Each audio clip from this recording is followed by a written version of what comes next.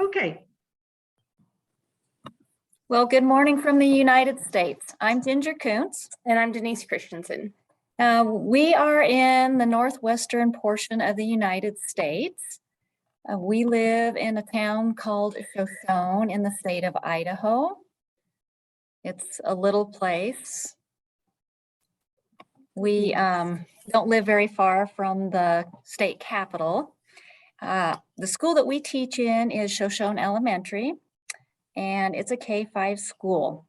Our town is rural, and we have a population of about 1,500. Of those students that are in our school, we have around 230 kids, and about 73% of them are under the national poverty line, which amongst those children, there's about 43% of them that have English as a second language. So a little background on our journey towards Storyline. About 2010, we were one of the lowest performing schools in Idaho, and this had been for several years. And we faced restructuring from the State Department of Education. So we needed to show some improvement, and we needed to do it quickly. So to improve reading, vocabulary, and language skills, we hired a reading first specialist to help us with some intensive development. About 2 years later, we were looking better, but our scores and our morale were still not the best. So we were introduced to Storyline. It's kind of our magic bullet. Our principal at the time was Emily Nelson, and she took a group of us teachers to Bend to a magnet school there in Oregon. And that's where we got to see Storyline for the first time. As we walked through the door, all of us, the whole group, we just gave a collective gasp. So we saw this huge paper tree in the hallway. It was life-sized and it was wonderful. And the atmosphere in the building just felt electric. It was just a different vibe than what we were used to in our own school. The students and teachers there were engaged, and they all seemed to be enjoying their day. And the fruits of their labor were very obvious on their friezes and in their topic books. But most impressive, besides that, was their state testing scores. They were just phenomenal. And that's what sold me, besides the beautiful artwork that I saw in the hallways. I was later to learn that this isn't just artwork. It's learning and creation. So after the tour, we went home, we proposed it to our staff, and they committed. They thought it sounded like a good thing. So we decided to take on Storyline. And during the next several years, more staff members went to Bend and got the full experience also. Our scores improved, and happy to say that they've held steady since then. Jeff Cresswell gave our first professional development experience for Storyline. And of course, we all fell in love with him from the very beginning. Students loved the Storyline also and talked extensively about it at home. The first Storyline for us was called Zufari. And we decided to have it as an all-school Storyline. And every grade level, there we are in our picture here, every grade level decided to pick a different biome to study. The students had to build enclosures, study their animals, care for their animals, and be able to present all the information that they'd learned to visitors when the zoo opened. Denice and I taught kindergarten together for about 8 years, and we were partners when this adventure started. We were teaching next door to each other. We still teach next door to each other, but we're not kindergarten anymore. She's 4th grade and I'm 3rd grade. But our kindergarten students loved it. They absolutely loved it. So we had a plan, and we had our incident where our rhinoceros and our elephant, which as you can see in the photo, the middle photo in the bottom there, the elephant and all the animals, they were life-sized. And one day they magically escaped from our zoo. They went to the lunchroom and the students were beside themselves. We didn't know really how much they were into it until this happened. And the kids were so invested that a few of them started to cry. They really thought that these were real animals and they had truly escaped. So we had a plan. We thought we knew what was going to happen to fix this incident, but it didn't happen the way that we thought. We thought the kids would want to build a fence to keep the animals in, but it didn't quite work out that way. Yeah, in my classroom, after brainstorming and talking about how we could make things happen, my kids decided that we needed a guard 24/7 in our at our zoo. And so CJ was born. My husband provided a great model and clothing, and we got a wig donated, and there was our CJ, our guard, and he actually stood guard in our classroom for several storylines and just repurposed him for different things. But it was a very cool testament to how children can come up with their own ideas, and they don't necessarily need us to steer them 100% of the time. So parent involvement in our school was typically really poor. But the night that we had our culmination, there was hardly room to walk through the halls. It was that there was that many people pouring in. So how have we done it? How have we maintained storyline? We've done it for 10 years now with lots of challenges. So that was the beginning of our story. We're going to talk a little bit about our challenges and some of the things Excuse me, can you turn off your microphone? Knut? Thank you. So first thing we did was we made the commitment. As Ginger told, they came back and we met as a staff and we were all on board to make our whole school a full storyline school.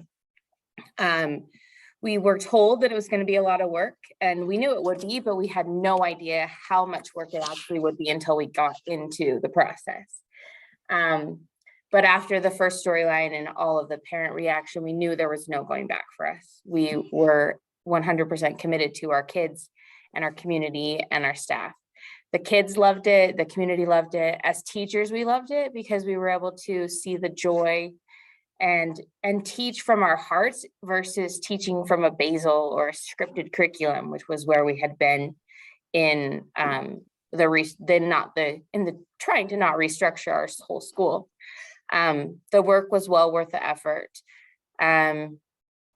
Most of our staff was able to participate in the summer trainings, and we were blessed to have other notable storyline experts that came with Jeff to our school for the next few years. So Helen Crandall came, Sally Harkness came, Carol Oman came. And after this series of intensive trainings, we were set up for success. As a school, we committed certain blocks of time in our daily schedule specifically for storyline. And students even now continue to hold us accountable every year, asking, when does storyline start? Or even during the day, every day, what time is it storyline? Is it time for storyline yet? Another of our all school storylines was the aquarium. And it was similar to the zoo in that every grade level picked a microbiome and did deep research in there. We had lots of success with our all school storylines, being able to support each other, and we were able to connect with the students and have them connect across grade levels. We've had parents that have helped in our classroom building characters during parent teacher nights. We've used storyline to even give back to our community. A few years ago, we did a bead box and bag storyline, and each grade level created a business, and then using what some might call garbage or trash or just things that needed to be recycled or gave away, we recycled, repurposed, and upcycled the products for a Christmas fair. We sold all of our creations to our families and friends and community members. Some of the products actually included bracelets and beads, We did wind chimes and palette paintings, dream catchers and gift bags. And then all of the proceeds from our sell were actually donated to our local food bank. Ja. Kan du Bjørn, sende meg linken please til turn off your microphone. Ikke si noe. Jeg får ikke. Torbjørn, can you turn off your microphone? Ja, jeg bare sliter med å gjøre det. Vi har akkurat kommet inn i rommet, og det var et helvete å få til. Skal vi se. Ikke sant. Thank you. Now you can continue, Ginger. Okay.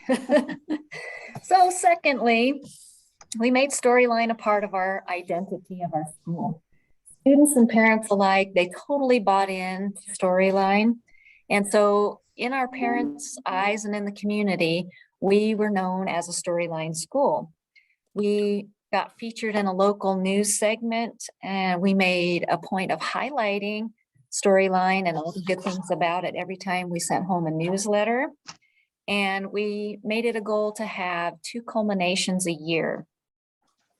Our principal at the time, Emily Nelson, she helped spread the news of our success and the concept of Storyline absolutely everywhere she went. And a neighboring school heard about it and thought it was great. And they joined us for several summer classes. And I don't know if they continue to do Storyline at their school, but I know they did for a few years. So in the past, Storyline has been and could continue to be an attraction for hiring employees. The new employees' curiosity has helped us to keep it alive at our school despite hardships. However, being a small rural community, the new teachers don't typically stay with us for very long. We're kind of like a stepping stone in their career. It's not very exciting around here, and they want to go to big and better places. Unfortunately, we have about a 20 to 50% turnaround of teachers every single year. So we tried to do Storyline every year, but with the turnaround, it was just too much for the new teachers to learn a new curriculum for the core learning. But then with Storyline also, we felt like they were just being overwhelmed too much. So we tried to do just Storyline in the spring so that they had the fall to get the routine under them and learn how to do what they needed to do. And then we were trying to do Storyline in the spring. One year, to help fill the gap, we had Jeff come in and do a one-day training to help the new teachers out. And it was a perfect refresher for tenured staff, I guess you could say, but for the new people, it didn't work very well. It was like putting a Band-Aid on a broken leg. And the lack of continuity has hurt our school and our students, and it still does. New staff and a lack of funding for Storyline training and materials has made it pretty difficult to keep it alive in our school. As a goal, we try to offer 2 Storylines a year, but with staff changes, administrative changes, and funding concerns, there have been times where we're not able to meet our goal. We're still in contact with Jeff. He's very gracious, but we don't have money to afford his expertise. So now our training is just Denice and I. We're the only 2 teachers left on staff who are in the classroom who have had all the training. And so we've been helping teachers a little as they go. And when we find time, we try to scaffold and mentor them to the best of our abilities. But oftentimes they still feel like they've been thrown into the deep end. This year, however, we got an opportunity to put on several days of professional development for Storyline, and it was part of our teacher evaluation process. And this is the most training that we've been able to give or have for Storyline at our school for several years. We're still trying. And finally, the last thing that we've done is we just didn't take no for an answer. So even though things were getting a little crazy, or a lot crazy. When we thought our storyline journey had come to an end, we found new ways to bring it into our school and our classrooms. We adopted a new reading program as a school, and third grade has found ways to use the storyline techniques to bring alive the basils and the things that they're reading in storyline. So they created a community, and they've also learned about adaptations in the Arctic, that's the picture behind us, is there in the beginning stages of that storyline. A second grade class during a reading unit about space, they actually became astronauts stranded on Mars, and my son happened to be one of those astronauts stranded on Mars. In fourth grade, our math curriculum, we don't have a picture of this currently, but our math curriculum has students researching different playgrounds and what they might look like. And I thought, why stop at researching when we could actually become playground designers and build scale models for our potential playgrounds. So we're actually currently in the beginning stages of that storyline, but it's super exciting. The kids are excited, and I'm excited as a teacher to answer the question, when are we ever going to use math in our real lives? So that's kind of fun. Our curriculums in science and social studies and Idaho history that we have in our school are extremely out of date. And so we've used storyline as a solution there. Fourth grade classes just this fall built a model of our state and talked about the first 100 years of history, the inhabitants, the geography, how everything has changed throughout our state. Our fifth grade class, this is a picture from our fifth grade class. They're currently on a time travel mission through early American history and zooming in on different pieces of history and learning what happened there. Kindergarten teachers are exploring life cycles with the desert and in our Idaho desert right now. And first grade students actually are working on a market. So I have one more desert picture, I think. Yeah, there we are. Are working on a market storyline and how different cultures interact. With our high staff turnover, it's been difficult to keep storyline alive and excitement sometimes. And we're pretty busy trying to help other teachers find through their 3 years, just doing regular, like everyday school stuff. So storyline is another big piece, but we're committed to being there for our new staff throughout all of the process. We have older students. Just this last 2 weeks, my fourth graders have gone and helped other classes build their characters.